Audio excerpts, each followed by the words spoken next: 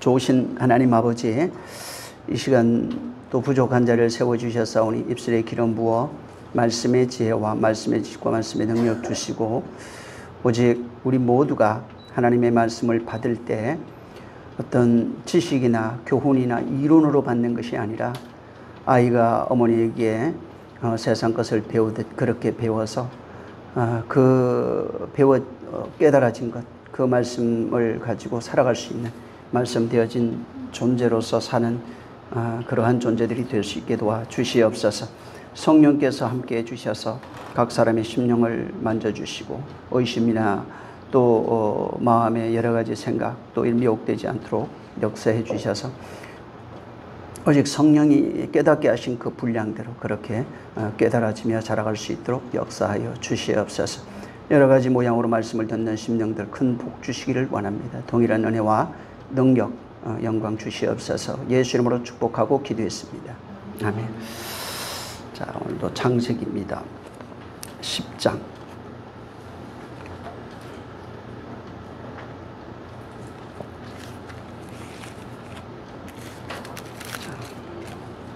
1절에서 5절 읽고 10장, 11장 이런 데 계속 한 번씩 수시로 좀 보시기 바랍니다. 1절부터 5절 먼저 읽겠습니다. 시작.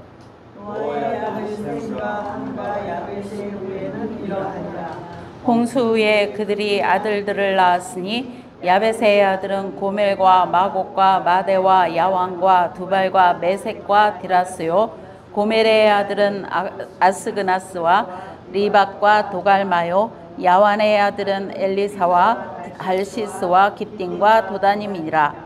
이들로부터 여러 나라 백성으로 나뉘어서 각기 방언과 종족과 나라대로 바닷가의 땅에 머물렀더라. 네. 그 다음에 32절을 읽습니다. 시작. 이들은 노아 자손의 족속들이요 그 세계와 나라대로라.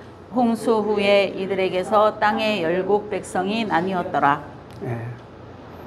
자, 한 군데 이제 또 건너가서 그 우리 같은 내용인데 11장 16절 한번. 이건 10장 25절에 있는 내용을 반복한 겁니다. 그 16절. 여기는 이제 벨렉으로 이렇게 이어집니다. 시작. 예. 네. 지난 시간에 그 말씀을 드린 것처럼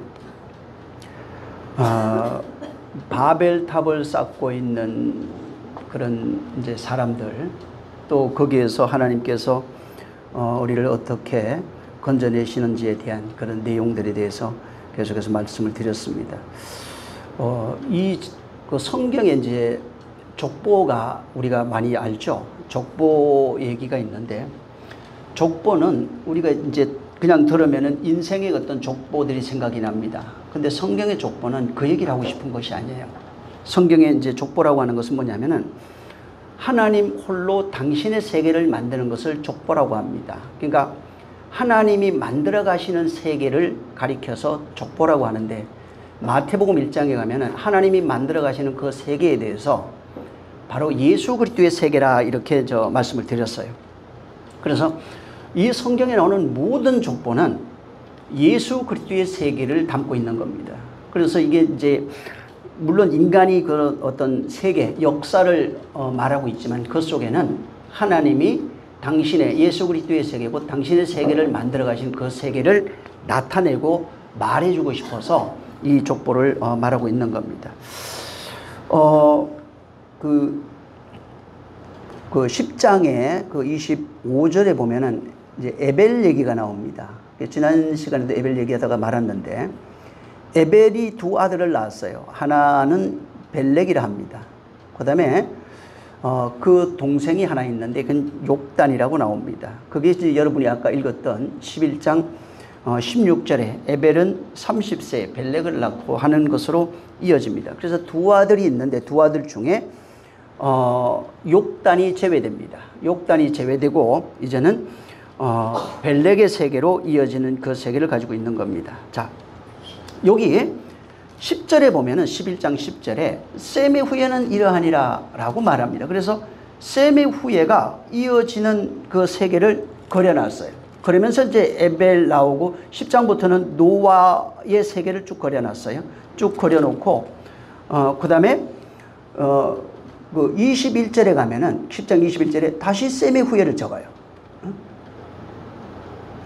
그 다음에 이제 그 15절부터는 가나안의 세계를 적고 두 개를 이렇게 비교해 놨습니다. 그 다음에 이제 여기 11장에 와서 완전히 욕단이 제외된 벨렉의 세계를 적었는데 왜 이걸 정리하면은 나중에 쭉 밑으로 가보시면 27절을 한번 보세요.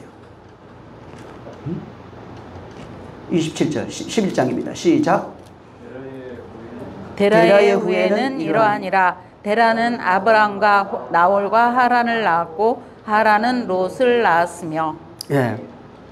여기 보면은 에벨의 그 후손들 가운데 벨렉을 통해 가지고 바로 아브라함으로 이어지는 세계를 그려놓은 겁니다. 셈의 후예들 중에 굉장히 많아요. 많은데 그 중에서 노아의 10장에 노아의 세 아들을 얘기해놓고 쭉 나갑니다. 그러다가 갑자기 두 사람을 제외시키고 셈의 후예가 나옵니다. 그리고 셈의 후예 중에 자식들이 쭉 많은데 그 중에서 유독 여기는 에벨과 벨렉을 써놓고 그 다음에 아브라함으로 이어지는 세계를 벨렉으로 해놓은 겁니다.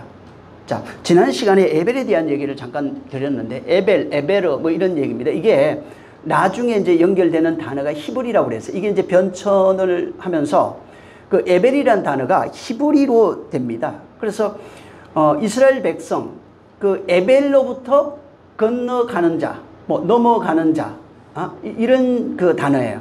그래서 이게 넘어가다 건너가다 이런 뜻을 가지고 있는데 이 에벨이 나중에 히브리, 아베르에서 유래되거든요. 그래서 아베르 해가지고 나중에 이게 이제 에베르 뭐 이런 식으로 가다가 나중에는 이제 히브리가 됩니다. 그래서 그 부분에 대해서는 지난번에 제가 좀 자세히 말씀을 드렸으니까 참고하시면 될 겁니다. 자, 이게 지금 그 에벨을 통해서 히브리 민족이 나오는데 이 히브리 민족은 쉽게 말하면은 건너가는 자들입니다. 이게 방랑자예요. 땅이 없어요. 하나님이 허락하신 땅으로 건너가는 자를 히브리라고 합니다. 그러니까 또 사람들 어떻게 생각하냐면 하나님이 건너가는 땅, 그러니까 약속한 땅 가나안 이렇게 생각하잖아요. 맞아요. 맞는데 가나안도 모형이라고요. 이게 무슨 의미를 갖고 있냐면은 하나님이 허락하신 땅이라는 얘기예요. 그러니까 하나님이 약속하신 땅이라는, 이게 가나안으로 명명되어 있지만 실상은 뭐냐면 하나님 나라를 말하는 겁니다. 히브리, 곧 에벨 히브리는 하나님이 약속한 땅, 곧 하나님이 약속한 땅은 하나님 나라예요. 그래서 여기 예수 그리스도의 족보로 연결되면서 하나님이 허락하신 그 땅은 하나님의 나라, 천국. 그래서 천국을 여기 있다 저기 있다 하는 것이 아니라 너희 안에 있느니라. 하나님이 약속한 땅은 천국이에요. 그래서 가나안으로 명명되어 있지만은 실상은 하나님이 바로 히브리, 그러니까 여기 에벨 혹은 이제 벨렉으로 이어져서 히브리 되는 이 민족들은 전부 다 약속을 가지고 하나님이 약속한 그 땅을 향하여 가고 있는 모든 사람을 히브리라고 합니다. 그리고 이렇게 하나님이 약속한 땅을 향하여서 걸어가는 사람을 향해서 12장 답도 이제 얘기하겠지만은 믿음의 사람이라고 하고 그 믿음의 사람의 특징이 하나님이 약속한 땅을 향해서 걸어가는 나그네란 얘기예요. 그리고 그들의 믿음의 사람, 이런 사람을 약속한 땅을 향해 걸어가는 사람을 믿음의 사람이라고 하고 그 믿음의 사람의 조상이 아브라함으로 나오는 거예요. 그래서 아브라함은 하나님이 약속하신 그 땅을 향해서 걸어가는 바로 믿음의 사람이면서 믿음의 조상인 거예요. 그래서 아브라함이 바라보는 땅이 어디라고요? 가나안으로 명명되어 있는 하나님의 나라를 상징해 놓은 겁니다. 그래서 믿음의 조상 아브라함에게 놓고 마태복음에 가면 아브라함과 다윗의 자손 예수 그리스도의 세계라, 이렇게 아브라함이 바라봤던 그 땅은 예수 그리스도로 말미암아 완성되는 내용으로서 그는 바로 족보를 통해서 설명해 놓은 겁니다. 자, 지난 시간에도 얘기했지만 이 창세기 10장과 11장의 이 그 족보 사이에는 보면은 바벨탑 사건이라고 하는 것이 존재합니다. 그래서 이 바벨탑 사건이 들어가 있어요. 11장 1절부터 여기 쭉 해서 이제 그 9절까지 있는 내용이 이제 바벨탑 사건입니다. 그래서 10장과 11장 사이에 바벨탑 사건을 집어넣어놨어요. 그러면서 이 바벨탑 사건을 통해서 뭘 얘기를 하냐면은 인류의 많은 사람들이 이제 퍼져나갔어요. 노아의 후손들, 그러면서 노아 방주에서 나왔죠. 셈, 야벳, 함이 나오고, 뭐 가나안의 후손, 그 다음에 여기 10장에 보면은 셈의 후손들 해가지고 쭉 나옵니다. 그리고 32절에 그 노아, 그때 어떤 일이 있었다. 홍수가 있었고 땅이 열국으로 나눠졌다. 뭐 여러 가지 이야기를 여기 해놓은 겁니다. 자, 여기 지금 노아도 마찬가지인데 하나님께서 창세기 6장에 보면은 세상에 죄악이 관여합니다. 네, 하나님이 지었던 모든 인류가 죄악이 관여하다니까 특별히 범죄를 많이 해서 죄악이 관여하다는 얘기가 아니에요. 오늘 그런 식으로 따지면 오늘날 인류가 성경 역사로 봐도 가장 타락한 그런 세대가 될 겁니다. 그 죄악이 관여하다는 것은 하나님의 뜻 없이 살아가고 있는 인생들의 모습을 그런 식으로 표현해 놓은 겁니다. 하나님 없이 스스로 신이 되어서 하늘에 오르려고 하고 있는 그런 인생들의 모습을 그런 식으로 표현해 놓은 겁니다. 그래서 창세기 6장에 보면은 죄악이 관여하고 전부 다 거인으로 네피림으로 살아가고 용사로 살아가는 시대라 이렇게 표현해 놓은 겁니다. 그걸 하나님이 썰어버렸어요. 그리고 이 바벨탑 사건에 와가지고 그러한 삶을 사는 자들이 하는 행태를 바벨탑으로 표현해 놓은 겁니다. 그래서 바벨탑을 스스로 우리가 하나 되어서 하늘에 닿기 위하여 스스로 하늘에 올라가는 겁니다. 자기 의로서 하늘에 올라가기 위한 그런 모형으로 살아가고 있는 인생들이고, 또 그 다음에 자기 이름을 내요. 이 하나님 이런 건 전혀 하나님을 완전히 잊어버린 존재가 되어서 자기 이름을 내고 흩어짐을 면하는 존재로 살아가는 그 모습을 바로 바벨탑으로 우리의 모습을 해놓은 겁니다. 자, 여기에 하나님이 강림하는 내용이 나오고 노아 홍수도 마찬가지로 하나님이 강림하셔서 그들을 다 썰어버리는 내용으로 나옵니다. 이것은 거기 보면은 노아 시대 때 노아 홍수를 통해서 노아 가족을 건져내세요. 여기도 같은 얘기예요. 여기도 하나님이 여기에 강림하시는 겁니다. 강림하셔서 어떻게 하냐면 여기는 흩으시는 내용으로 나옵니다. 다 흩어버리시고 쭉 서다가 갑자기 12장을 등장시켜 놨어요. 이게 무슨 얘기냐면은 바벨론이라고 하는 바벨탑이라고 하는 그 역사 속에서 하나님이 강림하셔서 심판하는데 거기에서 구원받는 사람이 나온다는 거예요. 그게 누구냐면 여기 아브라함으로 여긴 적어놨어요. 창세기 노아 홍수 때는 노아와 그의 가족이라 이렇게 써놨고 여기는 아브라함과 그의 가족이에요. 이런 식으로 여기다가 써놓은 겁니다. 그래서 이게 전부 다 뭐냐면 인류가 살아가는 모습을 성경은 쭉 펼쳐놓고 거기에 하나님이 강림하시는데 강림하실 때 일어나는 사건이 심판과 구원입니다. 그래서 하나님은 심판 속에서 당신의 백성을 건져내시는 내용으로 계속 성경이 반복됩니다. 그래서 이 족보를 쭉 보면 족보사 자체가 전부 다 그런 식으로 되어 있어요. 자식을 많이 낳았는데 그 중에서 누구 하나만 택하여 그만 건져내서 하나님의 백성을 만들어가요. 그러니까 여기서 하나님이 건져내시는 그런 내용들 속에는 아까도 얘기한 것처럼 하나님이 당신의 세계, 곧 당신의 백성을 만드는 그 세계를 족보라고 하는 것을 통해서 보여준 겁니다. 그래서 여기 지금 아까 이제 27절 읽었죠. 우리가 11장 27절에 데라하고 마지막에 데라와 27절부터 쭉 해서 이제 아브라함 얘기를 여기다가 써놓은 겁니다. 이게 뭐냐면 여기 앞에까지는 인류가 바벨탑 사건을 통해서 하나님의 심판이라고 하는 것을 이제 경험하게 됩니다. 경험하게 되는데 여기에 데라가 나오고 아브라함을 등장시키면서 뭐를 비추고 있냐면 성경에 보면은 거의 공통점이 어떤 희미하게 하나가 빛이 들어와요. 묘명이 비친다고 이렇게 빗줄기 같은 거예요. 요셉 그러면 요셉 하나가 어떤 빗줄기 역할을 한다고요. 빛이 비치는 어떤 여명같이 데라와 여기에 아브라함 족보를 놓는 거예요. 그래서 이 족보 속에는 아브라함의 족보 속에는 어떤 족보의 세계가 흘러가게 되냐면은 믿음이라고 하는 족보의 세계를 걸어가기 시작하는 겁니다. 그래서 여기에 하나님이 비치시는 항상 여러분 빛 나오죠. 성경에 빛이 나오는데 요한복음 1장에도 마찬가지인데 하나님이 빛이 비치시니라 이렇게 나와요. 그 빛이 세상에 비치는 겁니다. 이 빛이 족보 속에는 어떻게 나오냐면 데라와 아브라함에 비치기 시작한다고요. 이렇게 노아에게 그 빛이 비치기 시작한 거라고요. 빛이 비치기 시작하는 그 세계를 믿음의 세계로 이렇게 표현해 놓은 겁니다.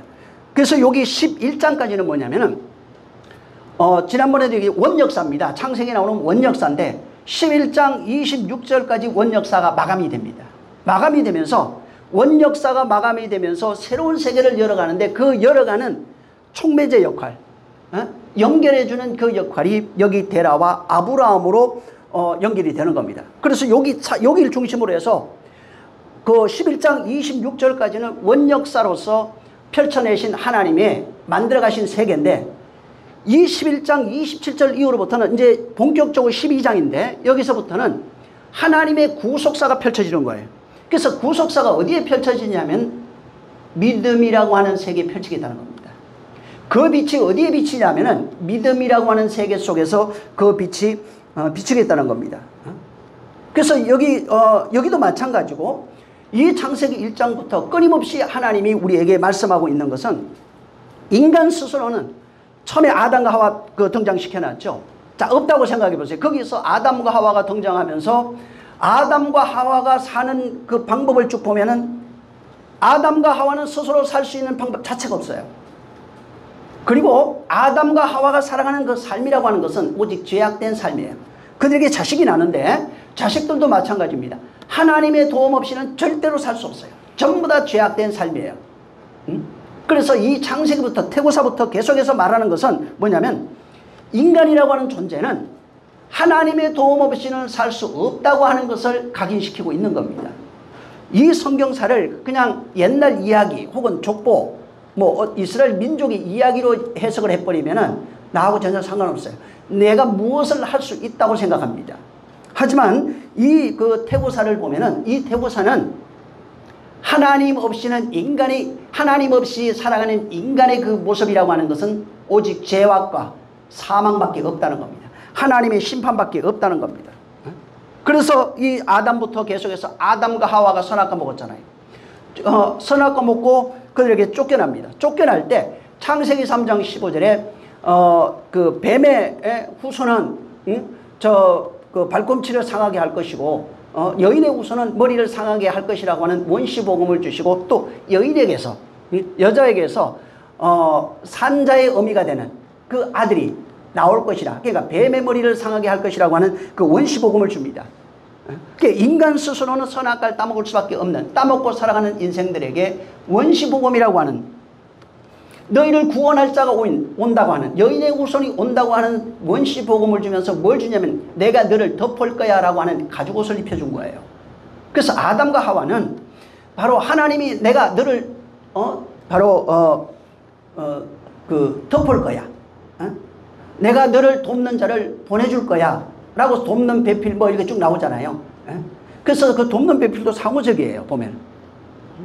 그래서 하나님이 은혜 없이는 도무지 살 수 없는 그 내용을 거기다 해놓은 겁니다. 그래서 타락한 아담과 하와에게 구원이라고 하는 어떻게 구원되는지에 대한 원시복음을 주시고 그리고 타락한 그를 내가 가죽으로 덮겠다고 하는 하나님의 심판과 구원의 의지를 거기다가 다 집어넣는 겁니다. 또 그 가인도 마찬가지인데 가인이 왜 동생 아벨을 죽이잖아요. 아벨을 죽이고 난 뒤에 하나님이 그를 찾아갑니다. 찾아가는데 여러 가지 얘기도 하다가 이제 거기서 쫓겨납니다. 근데 쫓겨날 때 뭐라고 하냐면은 내가 여기서 쫓겨나게 되면은 나를 만나는 사람들이 나를 죽일 겁니다. 그래서 그때부터 땅에 유리하는 자, 땅이 그에게서 바꿔라도 아무것도 내주지 않아요. 유리하는 자가 됩니다. 자, 근데 하나님이 그를 내쫓으면서 가인에게 주신 구원의 복음이 하나 있어요. 그게 뭐냐면은 아무도 너를 살해하지 못하도록 그 표를 하나 줬다고 했어요. 그러니까 가인이 분명히 살인자입니다. 죄 지었고 살아갈 수밖에 없는 자에게 하나님이 그에게 나타나서 심판이 뭐냐면 너는 유리하는 자가 될 것이다 라고 하는 내용이 심판의 내용이에요. 그 다음에 하나님이 구원하는 내용이 뭐냐면 너에게 표를 주겠다는 겁니다. 구원의 표를 줘. 이 표가 나중에 표 들어가면 나중에 계시록까지 가면 예수로 들어가면 이마에 쓰여지는 표까지 나와요. 그러니까 계속해서 뭘 얘기하냐면 죄악으로 살아갈 수밖에 없는 인생들에게 그에게 하나님이 나타나시면 심판이 있어요. 그리고 심판 이후엔 반드시 뭐가 있냐면 하나님이 구원하는 은혜가 있다는 겁니다. 그래서 모형으로 항상 해놓은 겁니다. 그래서 죄인에게 하나님이 찾아오셔서 심판하시고 구원하는 내용을 그림으로 해놓은 겁니다. 그래서 가인이 구원받았다 이런 내용이 아니라 가인에게 하나님이 나타나 심판하시고 그 다음에 그가 살 수 있는 구원의 표를 그에게 주시는 이러한 모습들을 통해서 하나님이 항상 우리에게 찾아오셔서 심판하시고 구원하신다고 하는 내용을 그 메시지를 거기다가 넣어놓은 겁니다. 원래대로라면 그냥 타락하면 죽여버려야죠. 아담과 하와 죽여버려야 되고 가인도 그냥 죽여버려야 됩니다. 근데 그게 아니라는 거예요. 가인을 거기에 살려두시고 적결 처형하지 않았잖아요. 뭐냐면 가인의 후손들 속에서도 이게 노아처럼 이렇게 여기 지금 에벨처럼 벨렉처럼 이렇게 속가낼 자가 있다는 거예요. 데라처럼 아브라함처럼 거기서 구원해낼 자가 있다고 하는 그 내용을 모형으로 해놓은 겁니다. 그래서 인류가 전부 다 타락하고 있는데 그 중에서 노아와 그의 가족이 구원을 받는 겁니다. 이거는 전부 다 하나님이 어떤 상황 속에서도 어떤 환경 속에서도 반드시 당신의 백성을 만들어내겠다고 하는 당신의 의지가 담겨 있는 겁니다. 그래서 거기에 노아와 그의 가족들이 있는 거예요. 여기는 지금 그 바벨탑 사건 이후에 데라와 아브라함을 여기에 등장시켜 놓은 겁니다. 여기 보면은 이제 10장 11장 우리가 계속 봤으니까 여기 보면은 하나님이 이게 바벨탑 사건에 내려오셔요. 내려오셔서 그 언어를 전부 다 흩어버립니다. 그리고 하나님이 뭐라고 그러냐면은 이 끝절에 가면은 바벨탑 사건으로 말미암아 흩어져 있는 그 인생들 속에서 누구에게 찾아왔다고 그러냐면 데라입니다. 그래서 데라부터 해서 아브라함에게 찾아오겠다는 겁니다. 바벨탑이라고 하는 최후의 심판 속에서 하나님이 아브라함을 찾아오겠다는 겁니다. 그래서 바벨탑이라고 하는 하나님의 심판이 그래서 하나님이 내려오셔서 심판하시고 거기에서 당신의 백성을 건져냈는데 그 백성이 누구냐면 데라의 자식 아브라함이라 이렇게 설명해 놓은 거예요. 그래서 아브라함을 통해서 구원하시는 하나님의 역사를 펼쳐나기 시작하는 겁니다. 그리고 아브라함을 구원하시면서 얘기하는 것이 아브라함은 믿음의 사람이라 이렇게 얘기하는 겁니다. 하나님이 구원하시는 그 사람이 누구냐면 바로 믿음의 사람 아브라함이라는 겁니다. 모든 죄인들은 죽는 거예요. 모든 죄인은 사망 아래 있어요. 이게 여러분 오해하지 말아야 될 게 하나님이 죽는다 뭐 사망이라 이러니까 일부러 우리가 안 믿으면 나중에 지옥 보내갖고 죽이고 이런 얘기가 아니에요. 여러분 율법의 세상 자체가 사망이라고요. 여기 있으면 그냥 사망이라고요. 이게 아무리 행복하게 살아도 그냥 사망이에요. 여기 있으면 그저 저주 아래 있는 거예요. 자, 이 세상 태어나잖아요. 태어나서 아이가 자라면서 이 세상 어머니가 주는 젖을 먹으며 어머니가 주는 말을 먹어요. 학교에서 배우는 지식과 지혜를 먹어요. 그러면서 자라가서 나라고 하는 존재가 저 세상 것으로 표현되고 있습니다. 똑같은데 이런 식으로 살면 그거는 그냥 흙에서 왔다 흙으로 돌아가는 겁니다. 세상의 것을 먹은 거 그래봐야 율법이라고 하는 것을 먹어서 그냥 율법으로 살다가 죽은 거예요. 근데 여기에 율법으로 시작한다는 것이 여기서부터 한다고요. 여기에 요한복음 1장에도 말해놨지만 하나님 품속에 있는 그 말이 우리에게 전거돼요. 어린아이가 태어나서 엄마 젖을 먹으면서 엄마나 아버지 학교에서 배웠던 것 세상에 배운 지식을 먹는 것이 나라고 하는 것이 증명이 돼요. 그걸 통해서 나를 증명해낸다고요. 예수 그리스도 입에서 나오는 그 하늘에 있는 것을 다시 율법 아래 있는 자에게 전해줘가지고 이제부터 하늘의 것을 젖으로 먹어요. 하늘의 것을 하나님 아버지가 주는 것 주가 주시는 것을 먹고 배워서 나라고 하는 존재가 만들어지는데 나라고 하는 존재가 이제부터 예수 그리스도로 말미암아 우리에게 증거되어진 내용을 성령으로 깨달아서 내가 나로 증명이 됐을 때 나라고 하는 존재가 생명이라고요. 이 존재를 만들어내지 못하면 구원이 없어요. 교회에 다녀서 믿어들여서 구원이라는 얘기가 아니라 이 세상에서 나라고 하는 존재는 육체로 나왔는데 윤광주라고 할 때 윤광주라고 하는 존재는 그동안 살아왔던 역사 그 다음에 배웠던 모든 지식 그 다음에 성품까지 다 포함하는 거예요. 마찬가지로 하나님 아들이라고 하는 존재는 예수 그리스도 입에서 나온 것이 성령으로 깨달아져서 이 세상에서 생명된 자로 만들어진 나가 그리스도인이에요. 생명으로 나를 표현할 수 있어야 된다고요. 어? 생명으로 나를 표현할 수 없다면 아직 산 자가 아니라고요. 이거는 종교인이에요. 여전히 율법 아래 있는 자라고. 율법 아래서는 구원이 없다는 겁니다. 그래서 여기도 마찬가지인데, 이 세상이라고 하는 율법의 세상, 바벨탑으로 살아가고 있는 인생들 속에서 하나님이 데라의 아들 아브라함을 건져내겠다는 겁니다. 그리고 아브라함을 건져내는 그는 아브라함은 믿음의 조상이 될 것이고, 그를 내가 거룩하게 보존하고 순결하게 내가 보존하고 내가 너를 특별히 구별해서 너를 나의 소유 삼겠다고 말하는 겁니다. 이것을 말해 놓은 거예요. 그래서 하나님이 또 심판을 들어가 보면 어떻게 나오냐면, 하나님이 심판 강림해요. 강림하는데 나타나는 물로서, 여기 구약의 원시 보면은 물로 심판할 거야 해서 노아홍수가 나옵니다. 나중에 보면은 불로 심판하는 내용. 그래서 하나님이 강림하셔서 하늘에 불 떨어지는 얘기를 해놨어요. 그래서 심판이 물과 불이라고 하는 심판을 등장시키면서 이것은 하나님의 강림이야. 이건 심판이야. 근데 문제는 모든 심판 속에는 반드시 살아나는 사람이 있어요. 소돔과 고모라에서 롯의 그 식구들이 살아납니다. 구별해내는 게 항상 이런 식으로 돼 있다고요. 하나님의 심판이 있는 그 자리에는 애굽이라고 하는 세계에 하나님의 심판이 있어요. 10가지 심판인데 거기에서 살아나는 사람이 내 백성이라 하면서 그를 구별해서 건져내시는 내용이에요. 이걸 구원이라고 합니다. 그 건져내신 이유를 분명히 설명해놨는데 어떻게 설명했냐면, 내가 아브라함과 이삭과 야곱에게 약속하신 그것을 기억했다 이렇게 얘기했어요. 언약이에요. 내가 약속한 그 언약을 기억했다는 겁니다. 이스라엘이 그 언약을 가지고 있는 상태, 그 언약을 가지고 살아가는 상태를 믿음이라 이렇게 표현해 놓은 겁니다. 그래서 하나님이 임재라고 하는 것은 반드시 성경에는 심판도 나오고 구원도 같이 있는 거예요. 같이 공존하는 겁니다. 꼭 동전 그 앞뒤면 것처럼 심판이 있으면 그 반대로 구원이 있는 겁니다. 여기 지금 창세기 6장에 그 아브라함 그 노아홍수 사건 나오죠. 하나님이 물의 심판이라고 하는 것이 있어요. 물의 심판을 통해서 모든 인류가 죽는데 거기에서 노아라고 하는 사람을 그 물에서 건져내겠다고 하는 것입니다. 심판이라고 하는 것은 뭐냐면 죄악된 세상을 이렇게 쓸려나가는 거야. 전부 다 정화되는 거야. 이 모형이 바로 하나님의 임재예요. 자, 그러면 실제 성경에 어떻게 나오냐면, 하나님의 임재가 원역사라든가 구약에는 밖으로 나와요.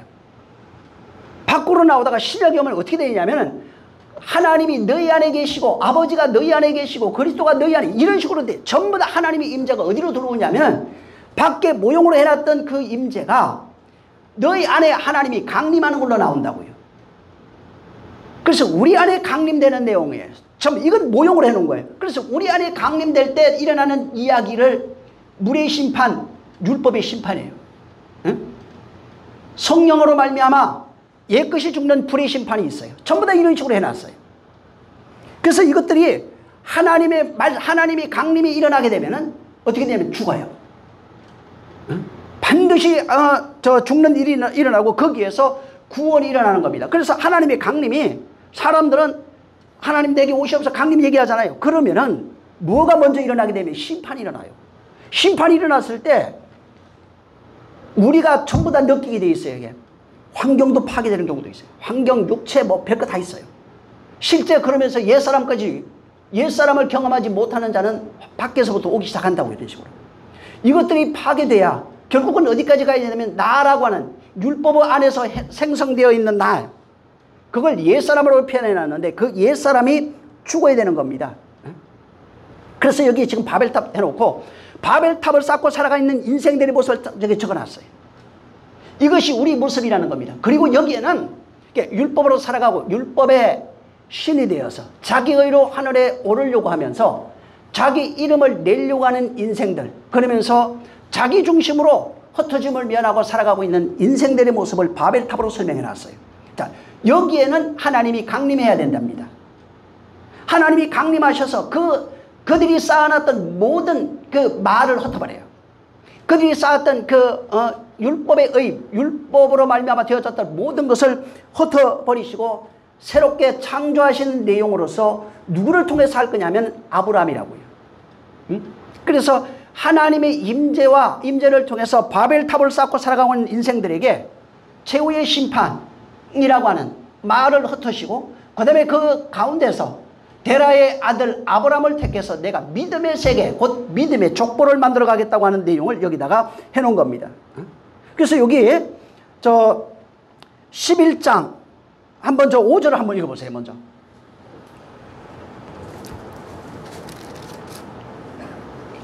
여기 저 11장 5절 시작. 여호와께서 인생들에 쌓는 성과 대를 보시려고 강림하셨더라. 예, 여기 구원의 역사가 여기 있어요. 지금 여기 하나님께서 우리를 구원하시겠다고 하는 인류를 심판하시고 구원하시겠다고 하는 하나님의 마음을 엿볼 수 있는 게 여기 있어요. 이게 뭐냐면은 하나님이 인생들이 쌓은 그 탑을 성과 대를 보시려고 강림한다고요. 하나님이 강림해야 살아요. 근데 사람들은 강림하면 나쁘다고 생각해요. 어떨 때는 좋은 걸로만 생각해요. 그래갖고 하나님 내게 옷이 없어서 어디 계시다니까 그러죠. 기도할 때.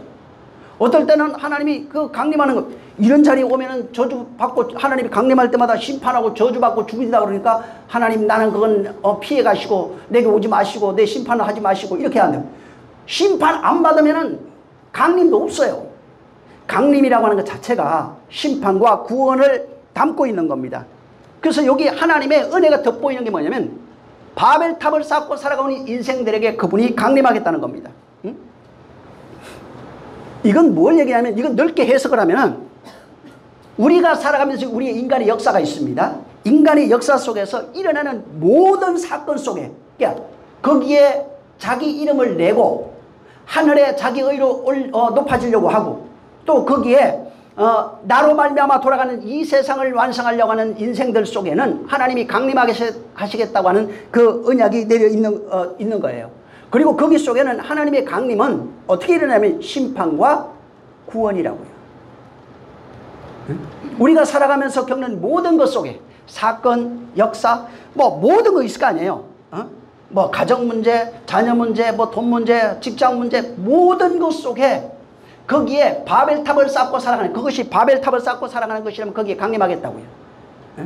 강림하셔서 심판과 구원하겠다고 하시는 것이 하나님의 바로 그 은혜라고요. 그래서 여기도 지금 그 5절에 하나님이 이제 강림하셔서 인간들이 이 하늘에 이제 오르려고 그러잖아요. 이것이 인간의 힘으로 성경 전체가 말하는 내용과 같지만 인간의 힘으로는 하늘에 오를 수 없다는 겁니다. 인간의 힘으로 자기 이름을 낼 수 없다는 겁니다. 사망이라고 하는 이름밖에 낼 수가 없어요. 인간의 힘으로 흩어짐을 면할 수 있는 내용이 아니라는 겁니다. 그래서 전에 연합이란 얘기했죠. 여기서 인간 스스로 인간의 어떤 논리, 이론, 학문, 그 다음에 저 철학, 그 다음에 어떤 주의 이런 거 있잖아요. 이런 걸로 연합할 때 그 연합은 하나님이 함께 할 수 없어요. 이건 반드시 무너진다는 겁니다. 그래서 지금 인간이 연합 만들잖아요. 뭐 국제연합도 기구도 많이 만들어요. 근데 성경에 인간이 만드는 연합을 하나님이 파괴시키시고 하나님이 만드는 연합을 만드셨는데 그리스도 안에서 하나라고 얘기해놓은 겁니다. 이것이 진짜야, 이것이 사랑이야 얘기하는 겁니다. 그래서 여기에 흩었던 내용이 있어요. 인간 스스로 탑이 하늘에 올라가려고 했던 것을 예수님이 나로 말미암아 올라갈 수 있다고 얘기합니다. 인간의 이름을 내려고 했던 그것이 그리스도의 이름으로 말미암아 너희가 내 이름이라고 하는 생명으로 구원받을 수 있다고 말하는 겁니다. 인간의 연합으로 하나 되어서 하나님을 대적하고 하늘에 오르려고 했던 것이 이제는 나와 하나 되어 연합함으로 사랑이라고 것으로 연합되어 영광에 이를 수 있다고 얘기하는 겁니다. 그래서 바벨탑 사건의 모습이 반대급부로 성경에 그대로 다 기록을 해놨어요. 모양이 다른 것뿐이에요. 그래서 하늘에 어떻게 올라가요? 인간은 내가 자기 의로서 자기 힘으로 하늘에 올라가고 싶지만 안 된다는 겁니다. 그리스도 하나 돼야 돼요. 우리 이름을 내고 싶지만 안 되는 그건 사망밖에 안 된다는 겁니다. 예수 그리스도 이름밖에 없어요. 우리가 연합하여 힘을 모아가지고 하늘에 오르고 하나님을 대적할 수 있다고 생각하지만 안 된다는 겁니다. 그리스도 안에서 하나 될 수밖에 하나 되는 것이 하나님의 뜻이라는 겁니다. 그래서 여기 5절에 하나님이 바벨탑을 쌓고 있는 그 성과 대를 쌓고 있는 그들에게 강림하셨다라고 언제 얘기를 했는데 여기 중요한 단어 중에 하나가 여기 강림이에요. 이 강림은 성경 전체 올라갑니다. 그래서 이 강림은 아까도 얘기한 것처럼 하나님의 심판, 강림에는 반드시 뭐가 있냐면 하나님의 심판이 있어요. 그래서 산 위에 강림하시고 이런 게 있잖아요. 이스라엘 진 위에 강림하시고 전부 다 같은 거예요. 그래서 거기에 강림하시면 뭐가 되면 하나님의 심판과 구원이 같이 있는 겁니다. 항상 강림해요. 그래서 하나님이 내려오면은 거기는 뭐가 있어요? 이게 제일 먼저 나오는 게 창세기 3장 8절이에요. 한번 거기 창세기 3장 8절 한번 보세요. 창세기 3장 8절. 자, 시작. 그들이 날이 서른할 때에 동산에 거니시는 여호와 하나님의 음성을 듣고 아담과 그 아내가 여호와 하나님의 낯을 피하여 동산 나무 사이에 숨은지라. 예. 여기 아담과 하와가 범죄했잖아요. 근데 여기에 여호와의 음성이 나타나요. 이미 여기에 하나님이 강림한 거예요. 여기 하나님이 강림해서 아담과 하와를 지금 찾아오신 겁니다. 근데 여기 좀 그 날이 서늘할 때라고 하는 그 단어가 있어요. 원문에는 이게 지금 욤 루아흐라고 하는 단어예요. 욤 그날, 날. 루아흐는 그 영이란 뜻입니다. 성령 이렇게 나가요. 이게 나중에는. 자, 근데 그래서 날이 서늘할 때로 이게 번역을 했는데 원문에는 어떻게 되냐면 욤 루아흐예요. 이게 무슨 날이냐? 그날에 뭐 번역을 한다면 그날의 바람 혹은 그날의 성령 이런 식으로 이제 번역이 되는 겁니다. 무슨 얘기냐면 우리식으로 바꾸면은 성령이 강림하는 날, 그날 이런 뜻이에요. 그러니까 성령이 강림하는 그날, 욤 루아흐. 성령이 강림하는 그날, 성령이 오시는 그날, 성령의 바람이 부는 그날, 이런 얘기예요. 다른 말로 성령이 임하는 그날은 뭐가 있다고 그랬어요? 요 내용이 그대로 사도행전 2장에 가면 성령이 임하는 그날에 어떤 일이 나냐면 심판과 구원이 같이 있는 거예요. 그래서 하나님의 강림이라고 하는 것 자체가 뭐가 있냐면 심판과 구원이 있는 겁니다. 그래서 성령이 임하시는 그날에 성령의 바람 불어 성령의 강림하시어 바로 성령이 임하심으로 일어나는 그날, 그러니까 성령 오실 때 옛사람이 죽는 거예요. 그래서 요엘이 그걸 예언해 놓은 겁니다. 성령이 임하시면은 늙은이 젊은이 어린아이 뭐 환상 보고 꿈꾸며 저 예언하고 이런 얘기 해놨잖아요. 그리고 그날에 사도행전 2장에 가면 3,000명이 구원이 일어난다고. 그래서 그 베드로가 설교하면서 요엘 얘기를 써놓고 나중에 3,000명이 구원받, 성령이 임하고 3,000명 구원받는 얘기를 거기다 써놓은 겁니다.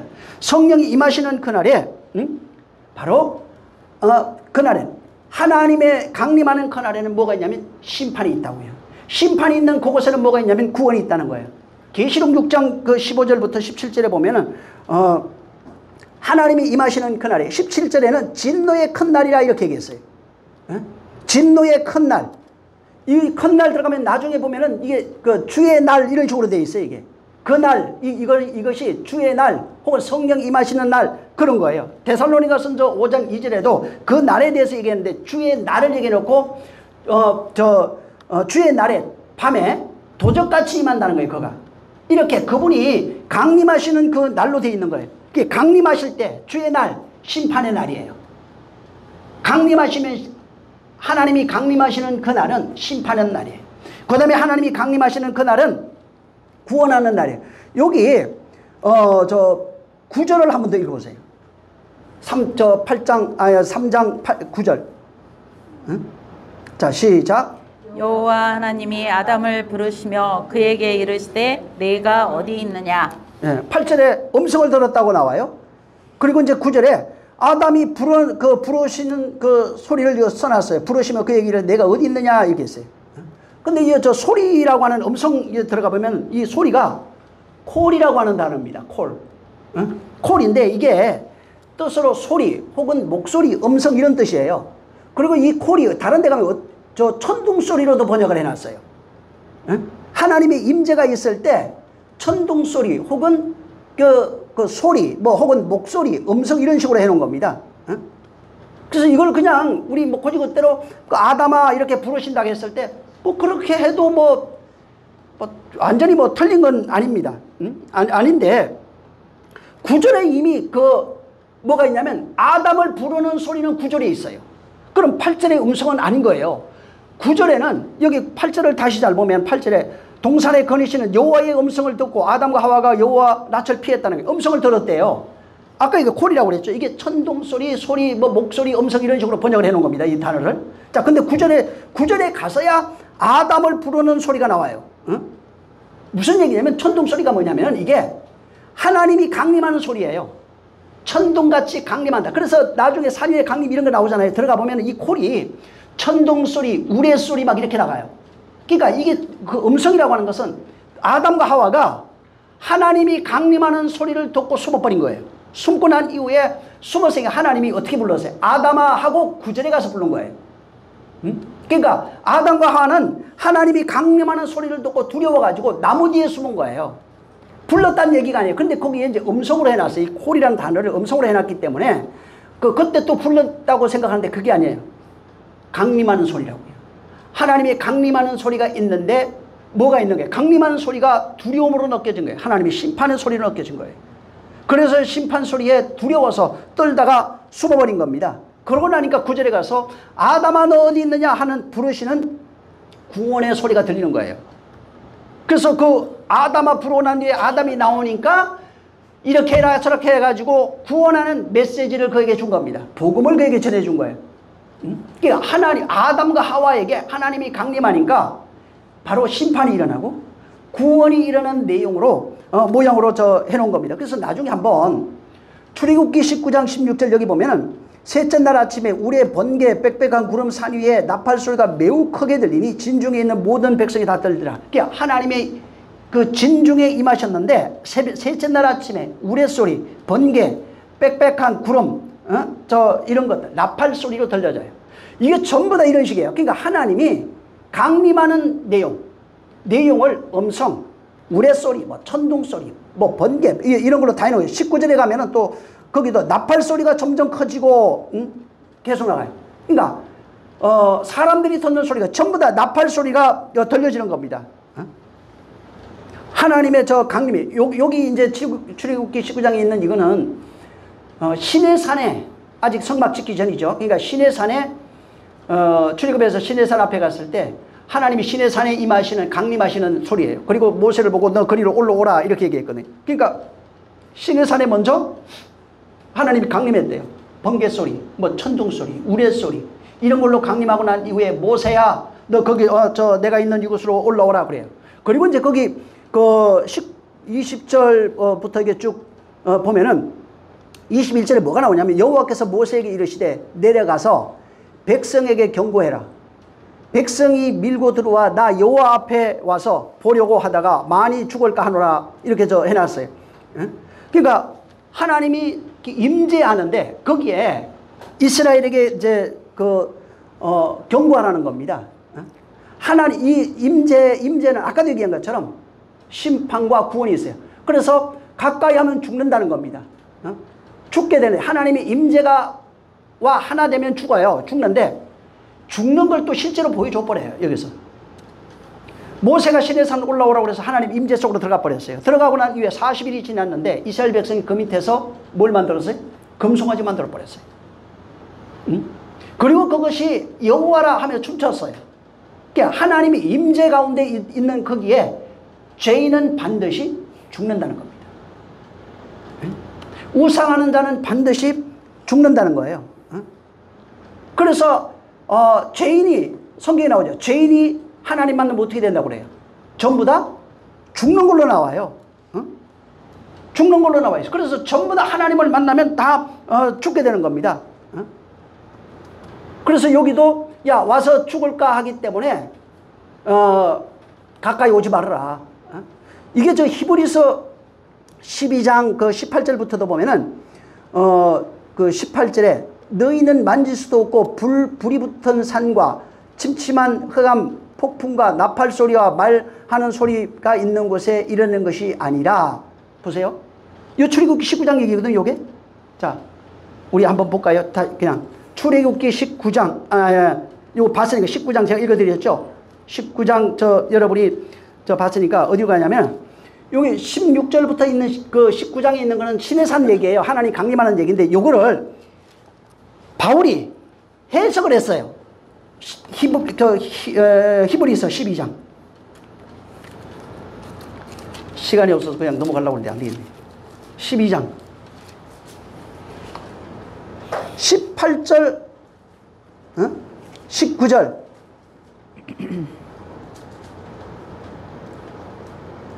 자 18절 19절 21절까지 읽죠. 그냥 시작. 너희의 이른 곳은 만질만한 불 붙는 산과 흑은과 흑암과 폭풍과 나팔 소리와 말하는 소리가 아니라 그 소리를 듣는 자들은 더 말씀하지 아니하시기를 구하였으니 이는 짐승이라도 산에 이르거든 돌로 침을 당하리라 하신 명을 저희가 견디지 못함이라. 그 보이는 바가 이렇듯이 무섭기로 모세도 이르되 내가 심히 두렵고 떨린다 하였으나. 예. 그 다음에 이제 쭉 내려가서 시온산 하나님의 도성 예루살렘 천사장 회의 막 이런 게 나와요. 새 언약. 이게 뭐냐면은 아까 저 출애굽기 19장 얘기예요. 이게 자 여기 뭐라고 하냐면 나팔 소리 말하는 소리 곳에 이르는 것이 아니다. 분명히 하나님이 임재해요. 그거 소리 거기에 이르는 것이 아니라 소리를 듣는 자는 더 말씀하시 아니하시기를 구하였으니. 왜? 죽어요. 죽어요. 소리를 들으면 죽어요. 어? 그래서 더 말씀하지 하나님 말하지 마세요. 우리 그 말소리 들으면 죽어요. 그래서 짐승이라도 산에 들어가면 죽는다고요. 응? 사람 짐승을 말할 것 없이 사람은 죽어요. 그 명령을 그들이 견디지 못하기 때문에. 응? 그 말씀을 견디지 못하기 때문에. 응? 그래서 그의 보이는 바가 이르듯 무섭기로 모세도 이르되 내가 심히 두렵고 떨린다 하였다. 나도 심히 두렵고 떨리는 거라는 거예요. 자, 무슨 얘기냐면은 본래 하나님의 강림이라고 하는 것은 아까도 얘기한 심판과 구원이 있는 겁니다. 더러움을 제하고 죄를 제하고 없애버리고 깨끗게 하는 그 내용을 가지고 있어요. 어? 그래서 하나님의 강림이 있는 그 자리에 가면 전부 다 죽어야 된다고요. 죄인은 반드시 죽어야 된다고요. 왜 죽어요? 다시 살리기 위해서. 깨끗게 하기 위해서. 어? 심판하고 구원이라고 하는 내용이 어디에 있냐면 강림에 있다고요. 강림이라고 하는 단어 안에는 뭐가 항상 연상이 돼야 되냐면 심판과 구원이라고 하는 내용이 거기 있다고요. 그래서 거기에서 반드시 죽어야 되는 겁니다. 어? 안 죽을 수가 없어요, 그거는. 그래서 하나님이 강림하는 그 자리에 반드시 죽음이 있다. 그리고 거기에서는 구원이 있다. 하나님이 은혜 베푸시는 그 내용이 있다라고 말하는 겁니다. 이 모습이 에덴에 똑같죠. 하나님의 음성, 아담과 하와가 아까 하나님의 음성이 들려서 두려워서 숨었어요. 그 하나님의 음성이 강림이에요. 천둥소리, 우레소리, 번개소리 전부 다 강림이에요. 그 강림에는 뭐가 있다고요? 심판과 구원이 있다는 겁니다. 그래서 이 날을 그 계시록 6장 한번 가보세요. 하나님이 강림하는 날을 어떻게 여기는 설명해놨냐면 6장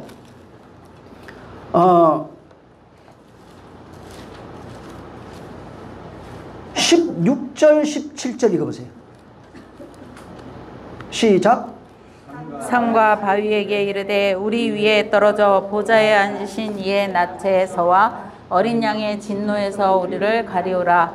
그들이 진노의 큰 날이 이르렀으니 누가 능히 서리오 하더라. 여기 13절부터 쭉 보면은 인을 떼고 나면은 하나님이 심판이 일어나는 겁니다. 심판이 일어나가지고 모든 왕들, 이 땅의 왕이에요. 그냥 우리예요, 다. 왕으로 살고 있는 자들, 전부 다 왕족들, 장군들, 부자들, 강한 자, 전부 다가 심판받는다고요. 그래서 하나님의 강림을 여기는 어떻게 설명하냐면 최후의 날, 최후의 심판의 날, 하나님의 강림과 최후의 심판이 연결되어 있다고요. 응? 그래서 하나님의 강림이 되면 모든 죄가 드러나요. 응? 죄가 드러난 모든 사망 아래 있는 자는 죽어야 돼요. 그러니까 하나님의 낯을 피해서 숨으려고 그러는 거예요. 자기 죄를 숨기기 위해서. 왜? 하나님의 강림이 있으면, 다시 말해서 하나님 앞에 가면은 모든 죄악이 드러나는 겁니다. 응? 모든 더러움이 다 드러나게 돼 있어요. 그래서 하나님의 강림 가운데 죄악이 드러나니까 숨어버리는 거예요. 아담이 하와가 어디 숨었어요? 나무 뒤로 숨었어요. 여긴 어디로 숨어요? 동굴과 바위 속으로 숨어버린 거예요. 같은 내용이에요, 다. 그러니까 하나님의 임재가 일어나면은 거기에 뭐가 있냐면 심판이 있는 겁니다. 그래서 하나님이 원시 복음으로서 어떻게 설명해 줬냐면 하나님이 강림하니까 죄악이 드러나요. 너 왜 숨었니? 하고 다 까발려져요. 하나님 앞에 인간의 모든 죄가 까발려져요. 까발리고 지고 나니까 내가 너에게 구원하는 메시지를 하나님이 이제 건네주는 거예요. 언약이에요. 구원의 언약을 건네주고 그 다음에 그 언약을 받으면 어떻게 되면 내가 너를 죄를 덮을 거야 하는 내용으로 가죽옷을 입혀놓은 겁니다. 하나님이 임재에는 모든 죄악이 까발려져요. 그래서 그 죄악이 까발리기 싫어서 도망가는 자들이 왕족, 부자 뭐 이렇게 해놓은 거예요. 숨는 자들이. 구원받은 자가 제일 먼저 뭘 하라고 그러죠? 교회 나올 때? 회개하라고 그러잖아요. 이게 뭐냐면 죄를 자복하고 하나님 앞에 공개해버리는 거예요. 아담이 그런 거예요. 하나님 앞에 나와서 자기 죄를 자복한 거예요. 다 죄악이 까발려지니까 하나님이 구원의 언약을 그에게 주시고 복음을 준 거예요. 구원의 복음을 주시고 내가 가족으로서 너를 덮어버리겠다는 겁니다.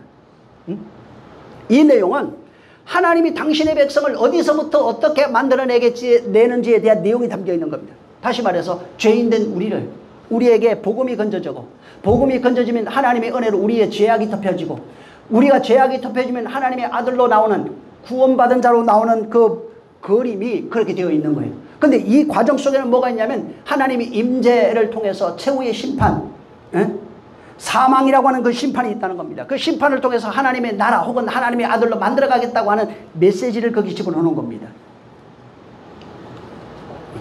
그래서 하나님의 강림할 때 왜 지금 우리 여기 11장 계속 하잖아요. 지금 6장부터 하고 있는데 하나님의 강림이라고 하는 이 성경 속에 나타나는 모든 그 강림에는 뭐 거기가 성막이 됐든 전부 다 모형이에요. 백성이 됐든 뭐 산이 됐든 상관없습니다.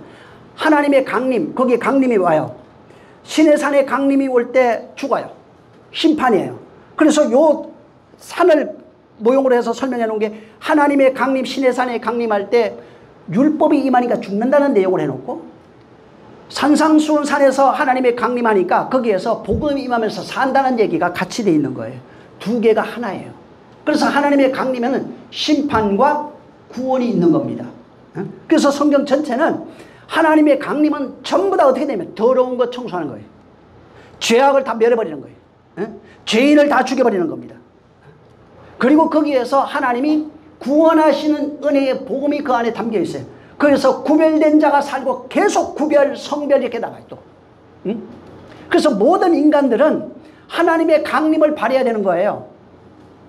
우리 재림 그런 얘기 하잖아요. 이 재림이라는 단어는 성경에 없습니다. 강림이에요. 강림인데 강림이 밖에 있던 구약에서부터 보면 밖에 있던 것들이 산으로 임했던 것들이 어디 동산 이렇게 오다가 우리 안으로 강림이 들어와요. 그래서 강림은 죄인된 우리, 그래서 이 세상에 의로운 것이 하나도 없는 거예요. 그러니까 어디 특별한 곳이 아니라 죄 있는 거기에, 사망 아래 있는 거기에, 더러운 거기에 그분이 강림하셔서 거기를 청소하겠다는 것입니다. 그래서 성경 전체는 뭐냐면 창세기 그 1장 1절부터 하나님의 강림이에요. 다. 그래서 그 1장 1절에도 그 태초 있잖아요. 태초에. 이게 베레시트라고 하는 그 단어인데, 이 그 시작, 이렇게 돼 있어요. 처음 뭐 시작 들어가 보면은 그런 거예요. 근데 그 시작을 어떻게 설명했냐면, 그 천지입니다. 천지의 시작. 거기 그 시간적으로 보면 레시트는 시간의 시작 이런 식으로 써놨어요. 그 시간의 시작, 뭐 시간, 혹은 천지의 시작 그런 겁니다. 자, 하나님이, 2절에 보면은 그 1절에 내가 이렇게 일할 거야. 내가 천지를 만들 거야. 라고 해놓고 이것이 보여지는 것으로 나타나는 것이 하나님이 천지를 만든 거예요. 그러니까 이건 보이지 않는 것이 보이는 것으로 인지할 수 있는 것. 그래서 여기 저 2절에 가면 뭐 공허 허감이라고 아직까지는 허감이라고 하는 것 자체. 그래서 성경에 보면은 시편에 가면 허감, 어둠을 하나님이 창조했다고 나와요. 그러니까 보이는 것으로 만들어지기 시작하는 그 순간 하나님의 강림이라고요. 보이지 않는 것이 보이지 아무것도 없던 곳에서 하나님이 뭐를 만들어냈어요. 어둠이 됐던 뭐가 그러면 거기에 간섭한 거예요. 하나님이 거기 개입에 들어온 거라고요. 그래서 하나님이 일하심이 어디서부터 나오냐. 1장 1절 레시트부터 해서 시간이라고 하는 그 시간 이렇게 써놨거든요. 태초에 보면 이미 거기서 처음부터 하나님이 인류 역사에 간섭했다고요. 거기에 빛으로도 물로도 뭐 씨로도 별걸 다 간섭한 거예요. 모든 것을 그분이 간섭하시고 거기에 역사했다고요. 그래서 하나님의 간섭하시니까 그 간섭을 다른 말로 강림으로 해놓은 겁니다. 그러니까 하나님의 강림하시니까 어둠이 있어요. 천지가 만들어져요. 그 뭐 빛이 생겨요. 거기에 뭐 물들이 나눠지기 시작하고 거기에 뭐 저 나무도 나기 시작하고 동물도 생기고 막 그러는 겁니다. 그래서 하나님이 간섭하신다고요. 그래서 1장 2절에 보면 하나님의 신이 수면을 운행하고 계속 간섭하고 있어요. 그러니까 하나님의 간섭이 없이는 살 수 없는 것이 바로 이 세계예요. 이 물질의 세계 여기는 하나님의 간섭 없이는 유지가 될 수가 없어요. 모든 인생들도 마찬가지입니다. 인생들이 살 수 있는 방법이 뭐냐면 하나님의 간섭하시는 거예요. 응? 하나님이 거기에 간섭해야 돼요.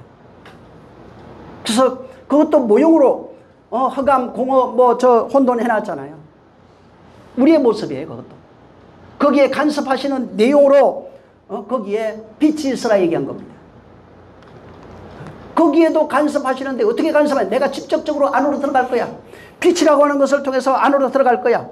이렇게 얘기해놨어요. 그래서 그 빛을 들어가면 거긴 오름. 그리고 빛과 어둠이 나눠진 그날, 하나님이 간섭해서 그 빛의 세계가 펼쳐진 그날이 욤. 첫째 날로 이렇게 해놓은 겁니다. 그래서 날이라고 하는 단어, 욤이라고 하는 거는 전부 다 하나님이 간섭한 그날이에요. 하나님이 간섭해서 뭘로 만들어진 그날이에요. 그래서 거기 가면 2절 3절 이하로 빛이 비쳐서 빛과 어둠이 공존하고 있는 상태, 하나님의 간섭이 있어서 강림하셔가지고 하나님과 그 간섭과 빛이라고 하는 그 간섭과 하나 되어 있는 날이 되면은 욤이라고요. 그걸 첫째 날이라 이렇게 얘기한 겁니다. 그래서 하나님이 어둠에다가 빛을 창조하시고 곧 하나님이 빛 안으로 들어온, 어둠 안으로 들어온 겁니다. 거기에 들어와서 거기에 간섭하시는 그날, 다시 말해서 다른 걸로 표현하면 성령이 임하신 그날이 욤 루아흐입니다. 성령이 오시는 그날이 하루라고요. 그게 하나님이 간섭하시는 날이에요. 그러니까 그날의 성령이다. 성령이 임하시는 그날이다. 빛이 비치는 그날, 하나님이 간섭하셔서 그 안에 들어온 그날. 그래서 3장 8절에 선언할 때 아까 얘기했잖아요. 욤 루아흐랍니다. 성령이 임하시는 그날이에요. 성령이 강림하시는 그날이에요. 창세기 1장에는 성령이 어떻게 빛으로 임한 모형으로 해놓은 겁니다.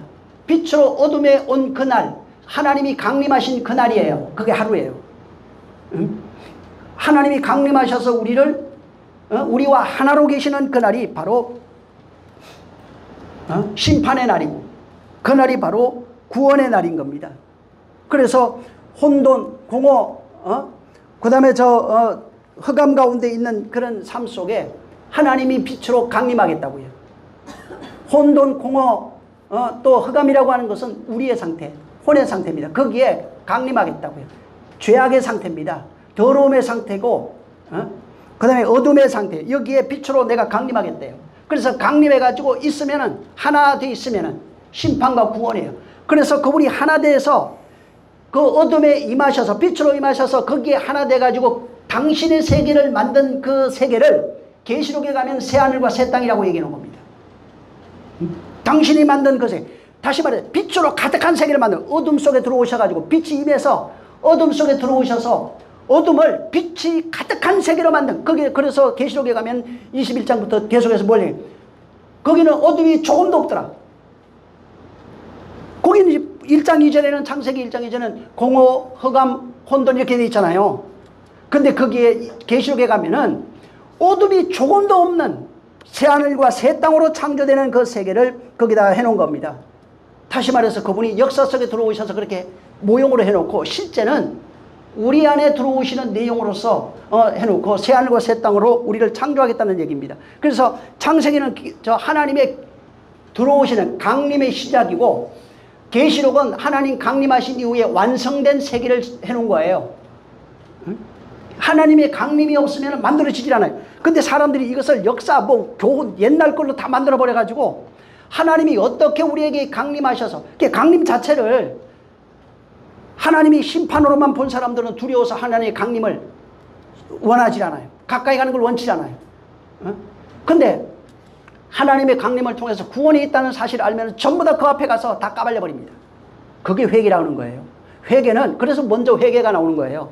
회개하라. 예수님이 복음을 전할 때 회개라고 그랬죠. 회개가 없으면은 안 되는 거예요. 그래서 전부 다 까발려야 살 수 있는 길이 열려요. 근데 죄 없다 하면 숨겨주고, 왜 동굴에 숨고 나무 뒤에 숨고 이게 숨어버리면은 하나님의 구원의 은혜가 없어요. 구원의 복음이 없고 덮어짐에 가죽옷이 그에게 입혀질 수 없는 겁니다. 그래서 이 천지창조도 모형이에요. 우리를 구원하겠다고 하시는 하나님의 그 구속사의 모형으로 되어 있는 겁니다. 그래서 하나님이 강림하시면 심판이 있습니다. 하나님이 강림하시면 구원이 일어나는 겁니다. 그 내용을 여기 아담과 하와 때 그대로 설명해 놓고, 그 다음에 노아 시대 가가지고 하나님이 강림할 때 어떤 일이 일어나는지 거기다가 심판과 구원을 그대로 다시 해놓고, 또 바벨탑에 와가지고 하나님이 강림하실 때 어떻게 되는지 바로 그들의 심판과 구원이 있는 것을 그대로 해놓은 겁니다. 그래서 계속해서 희미하게 보이는 것이 점점 선명하게 보일 수 있도록, 깨달아갈 수 있도록 그런 식으로 성경을 기록해 놓은 거예요.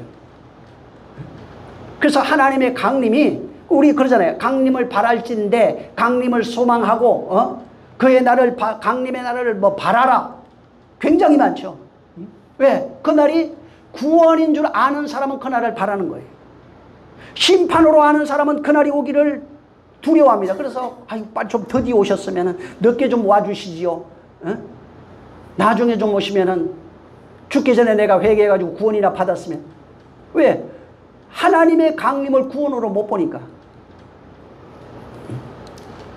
스바냐 1장 14절에 보면 여호와의 큰 날이 가깝도다. 가깝고도 빠르도다. 여호와의 날이 소리로다. 용사가 거기서 심히 슬피 우는도다. 그날의 분노의 날이요, 환난과 고통의 날이요, 황폐와 패망의 날이요, 캄캄하고 어두운 날이요, 구름과 흑암의 날이요, 나팔을 불고 경고하고 견고한 성읍들을 치며 높은 망대를 치는 날이로다. 전부 다 보면 하나님의 강림이 심판의 날이에요. 진노의 날이에요. 요엘서 2장 1절에도 시온에서 나팔을 불며 나의 거룩한 산에서 경고의 소리를 질러 이 땅 주민들로 다 떨게 할지니 이는 여호와의 날이 되리라. 그러니까 강림의 날이 여호와의 날이에요. 심판의 날이에요. 11절에 가면 여호와께서 그의 군대 앞에서 소리를 지르고 그의 진영은 심히 크고 그의 명령을 행하는 자는 강하니 여호와의 날이 크고 심히 두렵도다. 당할 자가 누구냐. 그러니까 여호와의 날이 심판의 날이라. 여호와의 날은 적들에게는 심판이고 백성에게는 구원이고 전부 다 그런 식으로 되어 있는 거예요. 모든 죄악을 쓸어버리고 사망을 더러운 것을 다 쓸어버리고 사망 가운데서 구원해내시는 하나님의 은혜가 있는 날입니다. 그래서 하나님의 빛이, 그때 이제 구원을 또 설명할 때는 어떻게 되냐면 빛이 임하고 은혜가 임하고 전부 다 이런 거예요. 우리를 인도하시고 덮으시고 사랑하시고 전부 다 이런 식으로 해놓은 겁니다. 계시록 20장 9절에 가면은 불이 내려와 그들을 다 태워버립니다.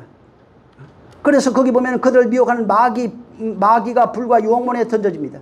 거기는 그 거짓 선지자, 짐승 이런 것들이 밤낮 새도록 괴로움을 당하게 돼 있어요. 그리고 21장에 가면은 거기서 구원받는 자들이 나와 있고 20장 4절에도 그 이마에 표를 받은 자, 배도하지 않은 자, 그거 나오죠. 그들이 왕노릇 한다고 나와 있어요. 왜? 하나님의 심판 가운데서 구원받은 자들을 말하는 겁니다. 하나님의 불이 내려와요. 그걸 다 살라버려요. 전부 다 하나님의 임재입니다. 더러운 것을 다 태워버려요. 그래서 성경에 나오는 불이 있잖아요. 구약에. 이게 전부 다 빛하고 같은 개념으로 쓰여져 있어요. 빛이 비쳤다. 불이 임했다. 하나님의 강림 같은 겁니다. 그러니까 하나님의 강림이 임하니까 불이 일어나고 빛이 비치고 거기에는 뭐가 또 이제 들어가면 심판이 있고 또 심판 가운데서 구원하는 것이 있고 그래서 빛을 비추는 것을 그 말라기서 4장에 가면은 치료의 강선 이렇게 얘기해놨어요. 구원의 광선이에요. 또 그 고린도후서 4장에 가면 그 빛을 그리스도의 영광의 광채 이렇게 얘기해놨어요. 어떤 자에게는 그 불이 심판하는 걸로 비춰지고 있고 어떤 자에게는 심판하는 것이 아니라 구원하는 그리스도의 영광의 광채가 되는 겁니다. 살리는 치료의 빛이 되는 거예요. 그래서 말라기 4장 1절부터 쭉 그냥 읽어보면 거기에 그 불이 나와요. 불 같은 날이 임할 거예요. 그게 어떻게 되면 치료의 광선이 되리라고 말씀해 놓은 겁니다. 그러니까 하나님의 임하니까 임재했어요. 임하니까 어떤 이들에게는 사망의 불이 됩니다. 어떤 이들에게는 치료의 불이 되는 겁니다.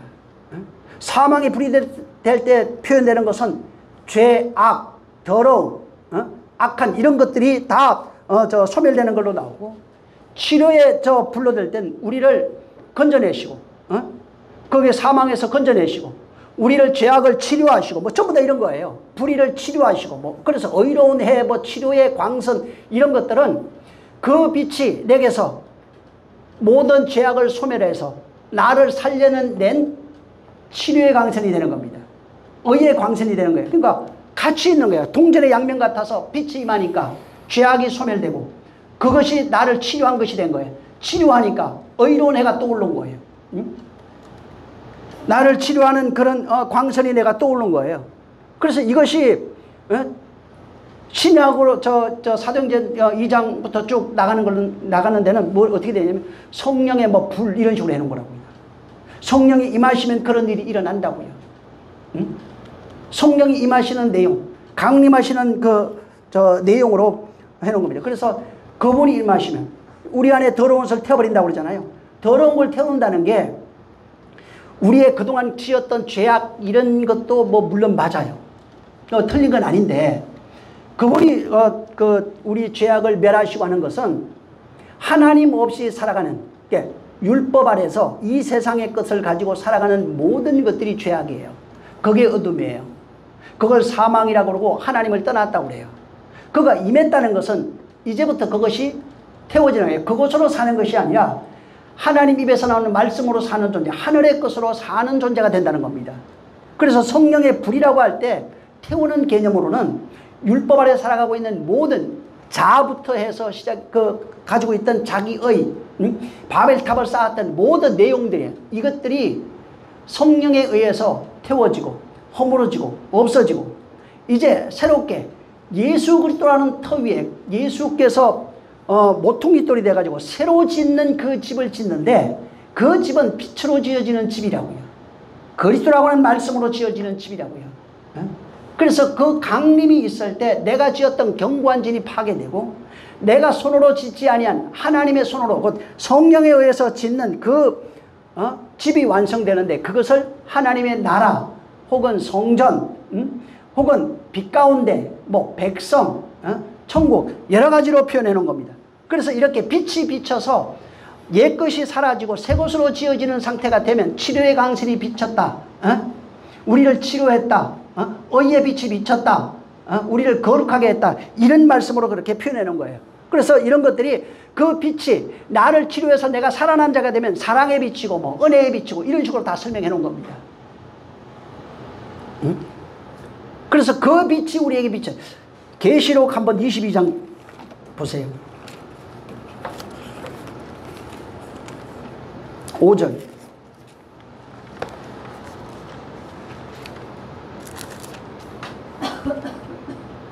시작. 다시 밤이 없겠고 등불과 햇빛이 쓸데없으니 이는 주 하나님이 저희에게 비추심이라 저희가 세세토록 왕노릇 하리로다. 예. 다시 밤이 없어요. 등불과 햇빛이 필요가 없어요. 주 하나님이 그들에게 비춰서 빛이 되고 있어요.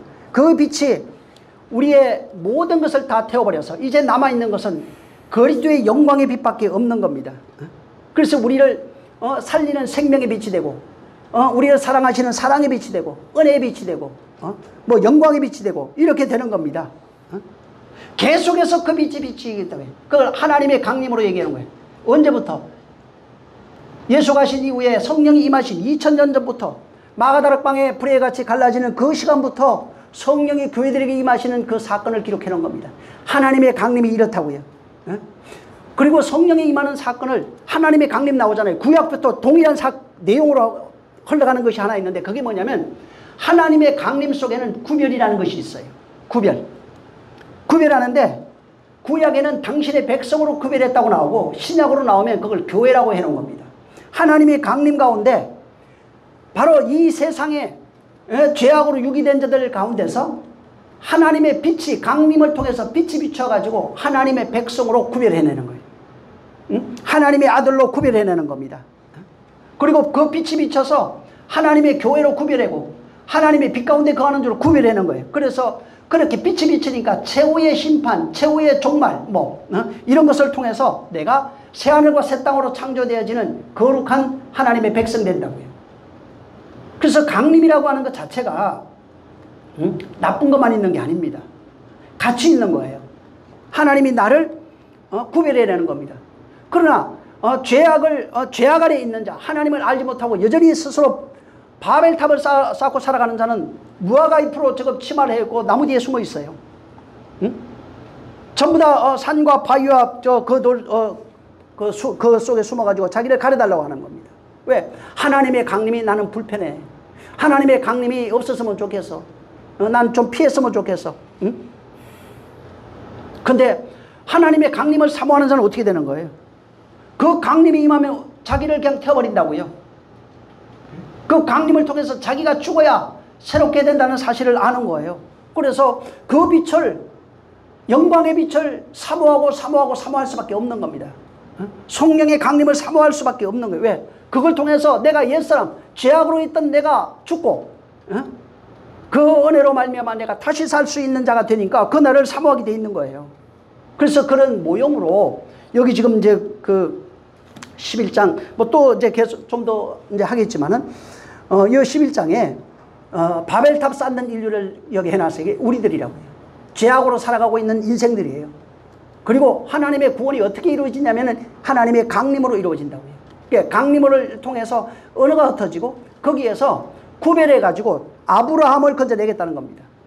그리고 아브라함을 건져내는데 아브라함이 누구냐면 어떻게 되냐면 믿음의 조상이라고요. 그러니까 믿음의 사람을 건져내겠다는 겁니다. 그리고 건져낸 그들을 어떻게 하냐면 가나안으로 끌고 가겠다고요. 이게 무슨 말이냐면 구별된 그를 하나님 나라 안으로 드리겠다고요. 그 내용을 여기 비유로 해놓은 겁니다. 그래서 구별되지 아니하면은 세상 가운데 육이 될 수밖에 없어요. 구별되려면 하나님이 강림하셔요. 그래서 아브라함에게도 또 여호와가 찾아와요. 하나님이 찾아올 수밖에 없는 게 하나님이 그의 삶 가운데 개입해야 돼요. 어둠, 공허, 흑암, 어둠 속에 있는 저기 혼돈 속에 있는 인생들에게 찾아오셔서 신이 운행하면서 찾아와서 빛을 비춰주는 사건이 있어야 된다고요. 아브라함의 인생 속에 그분이 개입하는 겁니다. 찾아오셔야 그가 구별되는 겁니다. 찾아오셔야 그를 바벨탑을 쌓고 있는 어둠에서 그를 구별해내서 그들을 바로 가나안으로 끌고 가는 겁니다. 그는 누구냐면 믿음의 사람이라고요. 그래서 이제부터는 의인은 믿음으로 사는 자가 되는 거예요. 그래서 원역사는 11장까지가 되어 있고 12장부터는 믿음의 역사, 구속사를 설명해 놨어요. 11장까지는 하나님의 어떻게 우리 인생에 개입하셔서 우리를 어떻게 구원해낼지에 대한 그런 구속사를 그림으로 나타내 주시고 우리 가운데 그분이 개입하겠다는 겁니다. 그리고 그를 구원해내겠다는 겁니다. 그리고 12장부터는 좀 더 구체적으로 믿음의 사람들이 구별된다는 겁니다. 그들 가운데 하나님이 가입하겠다는 겁니다. 그래서 이게 구원이라고 하는 게 하나님의 강림 없으면 구원 없어요. 오늘날 이 기독교가 문제가 된 것 중에 하나가 뭐냐면 섬겨드리는 거. 자기 열심 이런 거 있죠. 열심히 내가 잘 섬기고 잘 섬겨드리고 헌신 많이 하고 봉사 많이 하고 뭔가 내가 잘 보이려고 하는 이러한 종교성 때문에 문제가 된 겁니다. 하나님 만난 적이 없어요. 그래서 성경은 우리를 만들겠대요. 당신의 나라로 만들고 당신의 백성으로 만들고 당신의 아들로 만들고 그렇게 만들어진 모습을 그리스도인이라고 얘기를 했고 어떻게 지어졌냐면 그리스도 안에서 지어졌다고 얘기했고 거기는 그리스도가 모퉁이 돌이 됐다. 곧 머리가 됐다고 얘기해요. 머리돌이 됐대요. 이런 식으로 만들어서 바로 내 백성 하나된 나의 백성을 만들겠다 이렇게 얘기한 겁니다. 그러니까 그분이 우리 가운데 오지 않는 구원이 없는 거예요. 우리 가운데 오셔야 바로 나를 당신의 것으로 만들 수 있어요. 만들어진 상태를 구원이라고 그래요. 섬겨드리는 상태를 말하는 것이 아니라 그분이 강림하셔서 옛 것을 다 도말하시고 다 그냥 불태워버리고 나를 당신의 빛으로 충만하게 만들어진 상태를 구원이라고 해요. 그걸 계시록에는 새하늘과 새 땅이라고 얘기한 거예요. 하나님의 나라로 얘기하는 겁니다. 그래서 강림은 계속 불태워지는 거예요. 언제까지? 육체가 있는 동안. 우리가 육체가 있는 동안 빛이 아닌 모든 것들은 태워져야 돼요. 한 가지 태워진 거 가지고 좋아할 거 없어요. 다 태워져야 됩니다. 다 태워지면 사람들이 그러겠죠. 받겠다고. 그래서 거룩한 행실이 나오는 거예요. 그래서 성도가 겪는 환난 나오잖아요. 그게 뭐냐면 하나님의 강림, 성령의 강림을 인해서 옛사람이 죽는 그 고난을 말합니다. 그걸 고난, 환난, 핍박 이런 식으로 해놓은 거예요. 성도가 그래서 반드시 환난을 통과해야 된다고요. 하나님의 강림에 의해서 옛것이 사라져버려. 다 불태워지는 것. 응? 도말되는 그런 것들을 경험해야 되는 겁니다. 그런 과정을 말라기는 치료의 강선. 빛이 비치는 것. 우리를 새롭게 하는 것이라고 말하는 겁니다. 그래서 바울이 뭐 시련 이런 거 많이 썼잖아요. 환난. 이런 것들은 전부 다 하나님의 강림이에요. 그래서 막 전쟁, 우리 사사기 하지만 전쟁에서 부시도 완전히 박살내버립니다. 그렇게까지 하겠다는 거예요. 옛것은 죽을 때까지, 완전히 부서질 때까지, 가루가 될 때까지, 흔적이 없을 때까지 그렇게 하나님이 그들을 부셔버리겠다는 겁니다. 우리를 부시겠다는 게 그게 강림이에요. 그리고 그렇게 부서지는 과정 속에서 겪게 되는 그 내용을 시련, 환난, 고난, 뭐 핍박, 눈물, 고통, 별의별 걸로 그걸 다 해놨어요. 그것을 통과하면 뭐라고 했어요? 그걸 불 가운데서 통과하는 뭐 정금같이 나온다 이렇게 얘기했잖아요. 정금 같은 믿음이다. 믿음으로 얘기했다. 그렇게 표현해놨어요. 불 같은 시험 속에서 우리가 정금같이 나오는 거예요. 그래서 환난 중에 감사한다는 게 그거예요. 왜? 새롭게 된 내가 있으니까. 새롭게 창조된 내가 있으니까. 근데 그것이 없으면 뭐라고 그래요? 시험과 환난이어서 뭐라고 해요? 버려진 자라고 그랬잖아요. 사생하라고 그랬어요. 하나님의 강림이 있으면 반드시 그런 일들이 우리 가운데 일어난다는 겁니다. 근데 이게 없네. 이게 사생자죠. 하나님의 강림한 적이 없는 거예요. 성령이 임하는 거는 우리 소원 들어주는 거 그런 거 아니에요. 내가 뭔가 이상한 거, 남들이 보지 못하는 거 이상한 거 많이 봐가지고 그거 자랑하라 하는 거 그런 거 아니에요. 바로 하나님의 성령이 강림하신다는 것은 바로 하나님의 비밀인 그리스도라고 되어 있는데 그리스도에 의해서 옛사람 죽는 얘기입니다. 다. 그 다음에 나를 새 사람으로 만드는 내용이 그리스도의 강림이에요. 그래서 그분이 강림하니까 죄악이 허물어지는 거예요. 모든 사망이 허물어지는 거예요. 그리고 우리를 새롭게 창조하는 과정 속에서 고난, 환난 이런 것들이 있는 거예요. 그리고 창조되고 나니까 기쁨이 있는 거예요. 소망이 있는 거예요. 감사가 있는 거예요. 그래서 우리 환난 가운데서 인내, 감사 이런 게 나오죠. 왜? 그걸 경험한 사람이 쓴 거거든. 그러니까 성령이 임재를 전부 다 이상 환상 보는 거, 남들 못 보는 거 그런 거, 남 듣지 못하는 거 그런 거 얘기하는 걸로 그렇게 착각해서는 안 돼요. 실제 우리의 청년 때 통변하는 사람들 이게 모아놓고 방언하라고 그래가지고 아무도 모르게 이거 써내라 그랬어요. 실험한 적 있어요. 다 달라. 예? 통변하는 게 다 달라요. 그러니까 이게 아니라는 거예요. 그러니까 자기들 다 성령 음성 들었다는데 예? 어떤 사람은 감동이라고 그러고 직접 들었다고 하는데 아니라니까. 다 한데 다 통변하는 그러니까 다 뽀록났지. 그런 게 아니라고요. 내가 나를 만드시는 거예요. 하나님의 강림은 말씀이 임하는 거예요. 말씀 임해서 나를 당신의 밭으로 마음밭으로 만들어 가시는 내용이에요. 그게 안 되어지면은 그게 이제 지어지면은 여러분 환상 봐요. 더 큰 것들을 보게 되고 더 큰 소리 듣게 되고 말 안 해도 많은 것들을 알게 되고 그렇게 될 수밖에 없어요. 왜? 그건 성령이 그렇게 하시는 거니까. 우리를 빛 가운데로 인도한다는 것이 뭔가 대단한 그런 게 아니라 정말 하나님의 사람으로 만들어서 그리스도 예수 그리스도와 똑같은 자 만들어서 그분하고 똑같이 생각하고 똑같이 말하고 똑같이 본 것을 말하게 돼 있는 거예요. 그래서 남들에게 감춰져 있던 그런 비밀들이 그 빛에 의해서 속속히 우리 안에서 드러나게 돼 있다는 겁니다. 그래서 비밀이 공개된 그런 존재가 그리스도인이라고요. 하나님의 빛이 비춰진 그런 새로운 피조물들이 비밀이 공개된 자예요. 그래서 비밀이 그리스도의 비밀이라고 그랬잖아요. 비밀이 공개됐잖아요. 공개된 내용은 뭐예요? 나로 존재해요. 그리스도가 그래서 여기 있다 저기 있다 내 안에 있다고요. 그리스도가 나로서 증명이 되는 거예요. 그 비밀이 나로서 공개되는 거예요.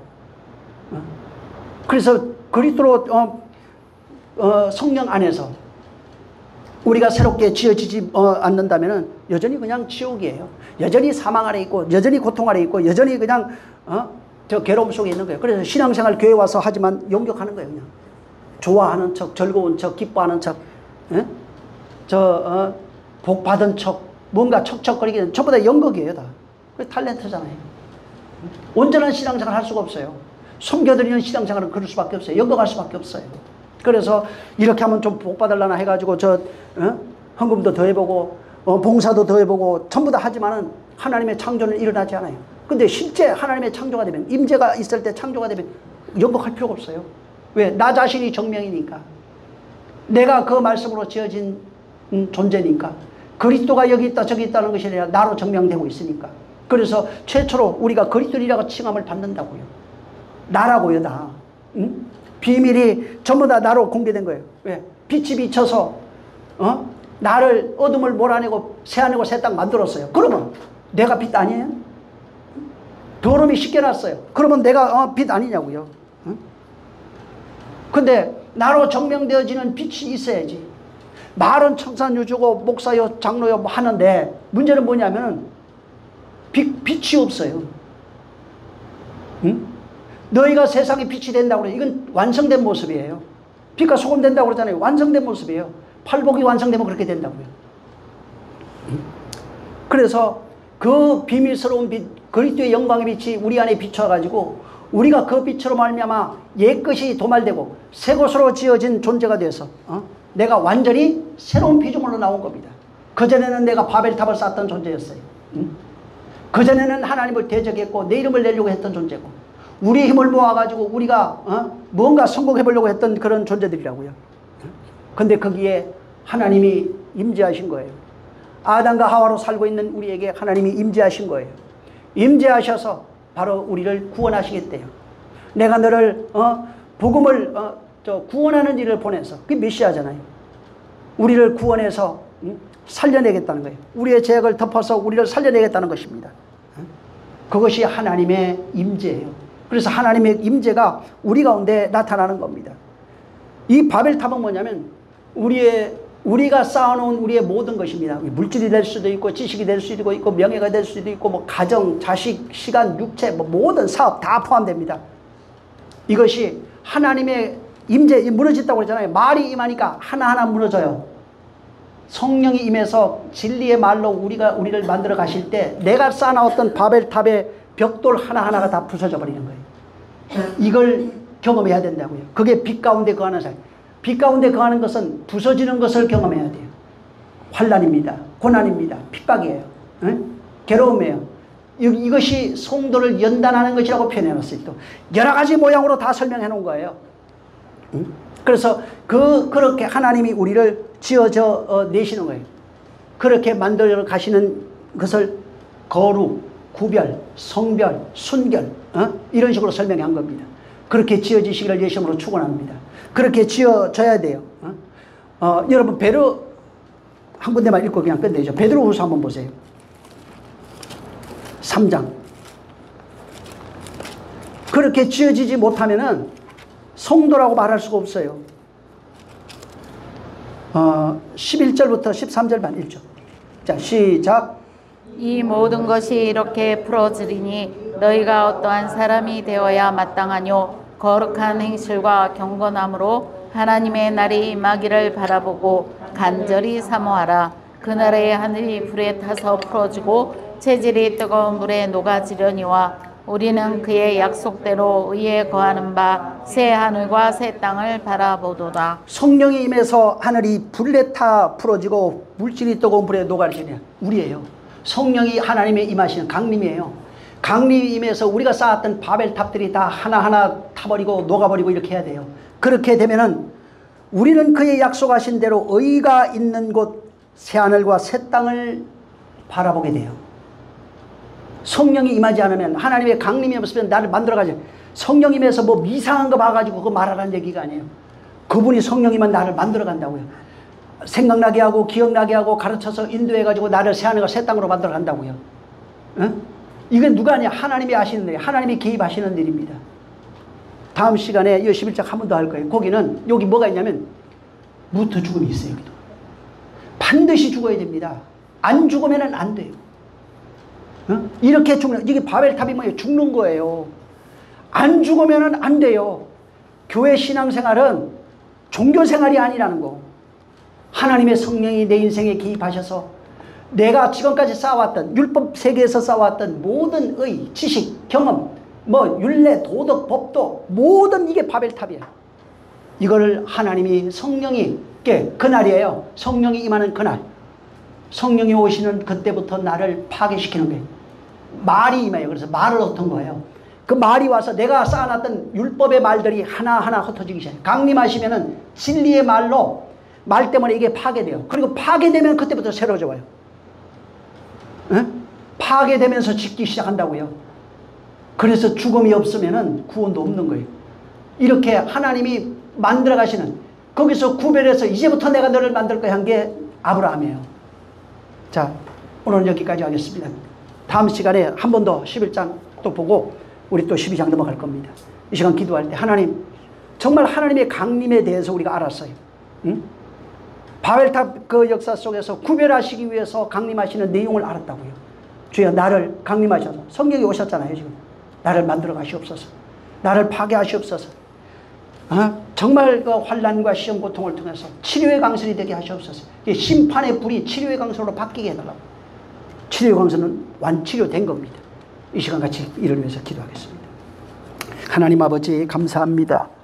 우리 주님께서 우리에게 복 주셔서 약속하신 성령을 보내주셨사오니 하나님 아버지, 성령을 통해서 은사주의에 빠지지 아니하고 바로 심판과 구원이 임하는 그 내용을 경험할 수 있도록 역사하여 주시옵소서.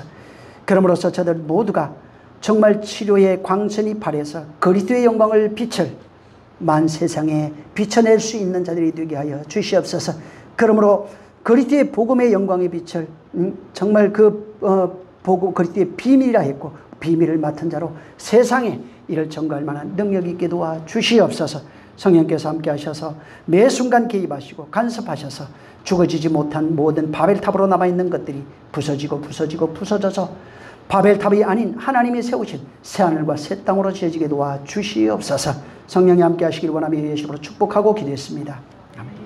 하늘에 계신 우리 아버지여, 이름이 거룩히 여김을 받으시오며 나라에 임하옵시며 뜻이 하늘에서 이룬 것 같이 땅에서도 이루어지리이다.